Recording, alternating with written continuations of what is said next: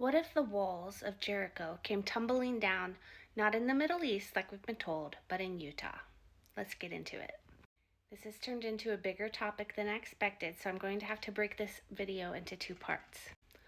This first video, I'm going to show you the location of Jericho based on the Bible and the directions that the Bible gives us.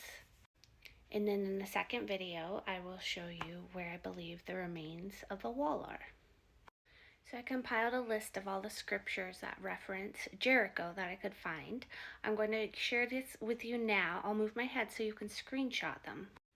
Go ahead and screenshot this. That way you can read these scriptures for yourself and study this out for yourself. There's a lot. Here's the second list. If you'd like, you can screenshot this. And then if you want to get into the Apocrypha, here are a couple verses in the Apocrypha as well. So I'm not going to read all of those scriptures, but I am going to pick the most relevant ones and share those with you and show you step by step how we identify Jericho.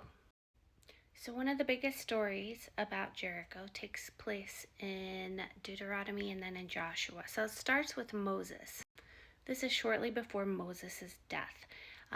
They had done their whole Exodus journey. They were in the plains of Moab, and he climbed Mount Nebo to the top of Pisgah, which is across from Jericho.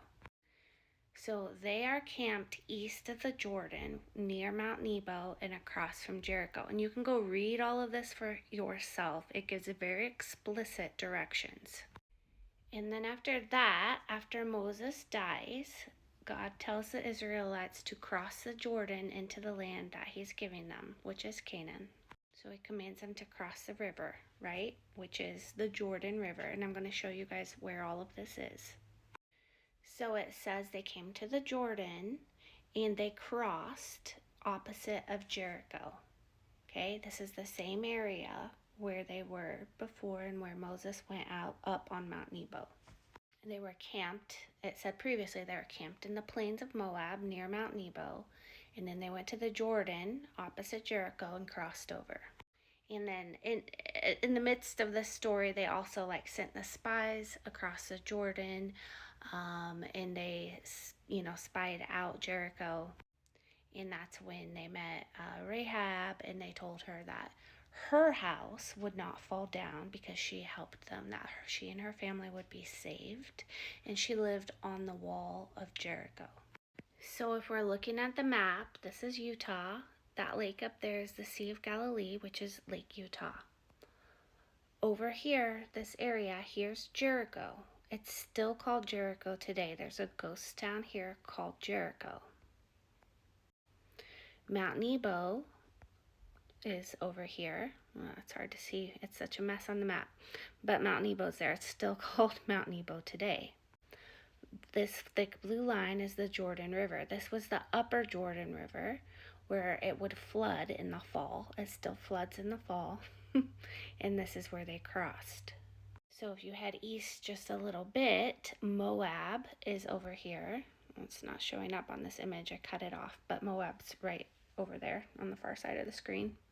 So the plains of Moab are this area in here. Okay, this is a mountain range. I don't know exactly where they were camped, but we know Moab was over here, right? And Moab wasn't just a town, it was a region. So they were in this general region.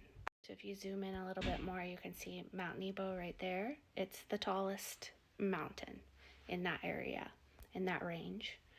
And then here is the Jordan Valley, the upper Jordan, which they have since dammed up. This is Mona Reservoir.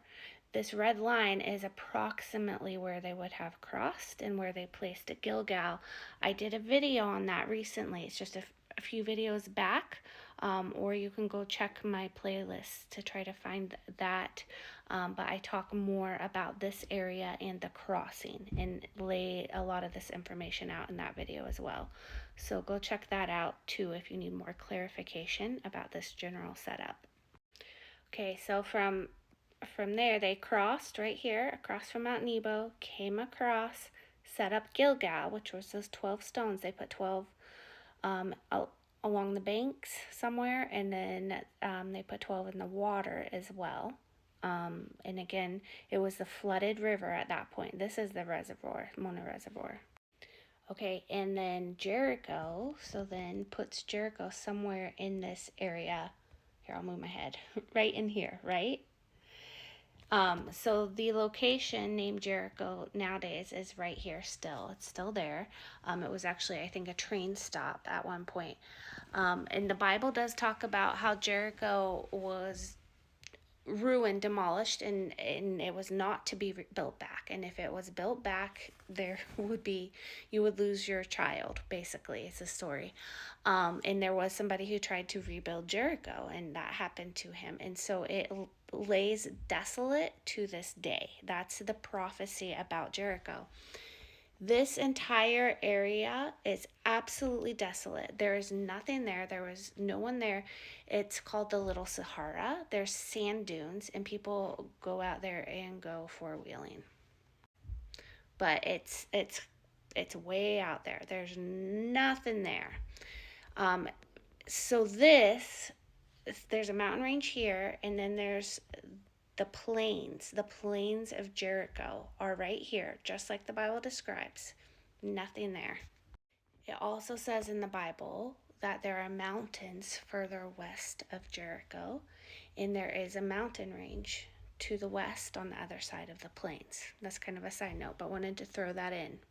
The other thing the Bible tells us about Jericho is that it was somewhat near to Jerusalem. People walked back and forth from Jericho to Jerusalem all the time, and it's usually referenced as going down to Jericho. So not only is Jericho south of Jerusalem, it's also down because Jerusalem's more up in the foothills, kind of, and Jericho was more down in the plain. And here's a picture of what that looks like. So the top red circle is where Jerusalem is, and the bottom red circle is where Jericho is, very roughly. There's also a lot of references of travel between Ai or Bethel and Jericho. And Ai or Bethel is right over here, just off the screen. So there was also a lot of travel down through here to Jericho. Another thing we know about Jericho is that it was known as the city of palms. Now, there are not palm trees that grow there today. It does get cold there in the winters, kind of up in the mountains there. However, and I've talked about this in other videos, the assumption is that the climate there during biblical times was going to be much more temperate because there was this massive inland sea, which is the equivalent to what we know as the Mediterranean today. And I'm not making this up. This is, this is the Great Basin. The Great Basin used to be a massive inland sea. And I don't know exactly where it came up. I just kind of, drafted it out there. But there was this huge inland sea, which would have caused the climate to be much more temperate than it is currently. So there are palm trees that grow just a little bit further south. To me, it makes sense that they would easily have grown further north during that time period before that inland sea was drained. Okay, I'm running out of time, so I'm going to have to continue this in the second video. But before I do, I want to remind you, you can go see this map I've been showing you for yourself. The link is in my bio. It doesn't work on all browsers. I know Safari works, so if it doesn't work, try a different browser. But this is my Google Earth map. It's a work in progress. Not everything on it's 100% accurate. I'm building it out as I go. But you can see all these locations I have marked on there. The other thing I want to remind you, these locations I'm showing you, they're not standalone coincidences. Each location correlates and is confirmed by other locations, often multiple locations. So each location confirms the other location. None of them are standalone. They all correlate and work together and match what the Bible says perfectly. Okay, I'd love to hear your thoughts. Keep an eye out for video number 2. I'm going to get it up as soon as I can.